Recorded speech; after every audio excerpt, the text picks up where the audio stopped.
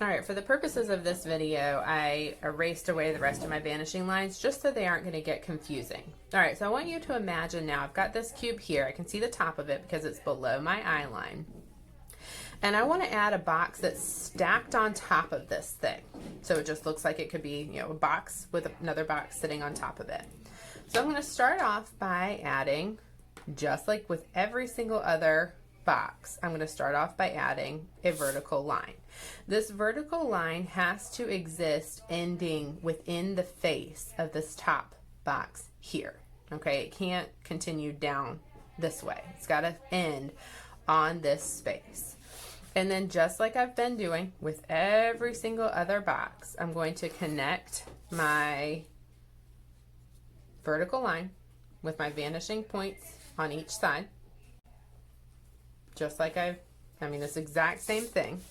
So it's almost like I'm just drawing another cube, pretending like that first one isn't there. Now, this is where you've got to start paying attention. If you want this cube, the second cube, to look like it is set off of this first box, you could end it way back here. If you want it to look like it's like smaller and could be stacked on top of it, then your next two vertical lines also need to exist within this top space. I'm going to have mine stack up so that it's smaller. So I'm going to have one vertical line here, and I'm going to connect to this other vanishing line here, and I'm going to do the same thing here. I'm still using that edge of my paper so that I know that I'm getting true vertical lines. Now, this is another tricky thing. It's just something to be paying attention to as you're working. When I connect this vertical line to this vanishing point and this vertical line to this vanishing point, the space that's going to result is going to be very, very small. So small that it might look like it's incorrect, but it's not. You're following a formula here, and as long as you continue to follow that formula, you're doing it right. Okay, so you see this teeny tiny little space is what results because it's getting so close to that horizon line that it looks like it's just it looks like it's barely there, okay? Remember when we did those cubes that were crossing over, we couldn't see that space at all. All right, so now let's say I want to add a third box on top of that. I've got to start my vertical line in this teeny tiny little space that I have.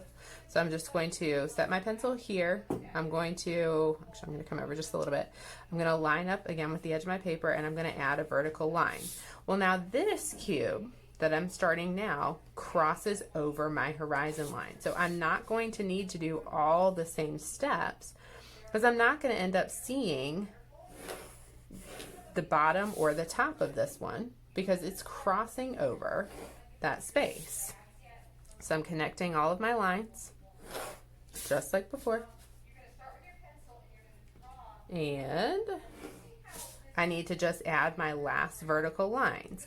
Now, if I end up or start them way out here, then it's going to look like it's sticking off the top of this box. So I want to make sure I start these second and third vertical lines, so it looks like it's actually within this other, or not within, but like stacked on top of that other box. Okay, so now I've got a stack of 1, 2, 3 boxes, and let's say I just want to add one more, but I think I might get a little tricky with this last one and make it look like it is bigger than all of those other boxes.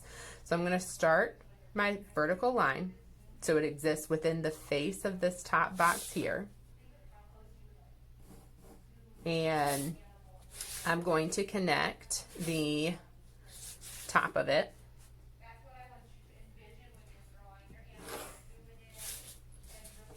to both vanishing points.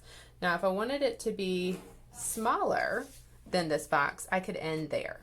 But let's say, just for practice purposes, let's say I want it to be bigger. Well, you've got to imagine that this line, like if the face of this box here, if you could see through it, the face is in this section right here. So let's say that I want this box to look like it's truly sitting on there.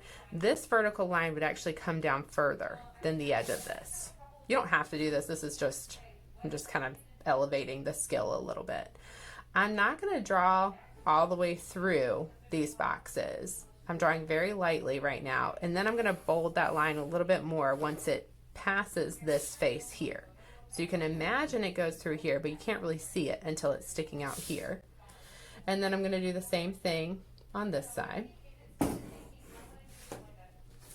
Okay. I'm going to erase away this vanishing line because I think it's getting kind of confusing since it's from my other box. All right, now I need to add my other vertical lines because I want this to look like it is sticking further away or like out over top, almost like an umbrella from this box right here. I'm going to come way out here for this vertical line. Okay, and I'm going to do the same thing over here. I'm going to come out into space a little bit away from that first box. And then just like I've been doing, I'll come over and I'll connect the bottom of this vertical line to this. I can lightly draw through that other box. I'm going to do the same thing over here where I connect this vertical line to my opposite vanishing point. Okay, those two lines cross over each other behind this box, so I'm not going to end up actually seeing that place. And now that I've finished laying in all of my vertical and my horizontal lines that I want to keep, I could start bolding them and erasing away the lines that I don't want to keep.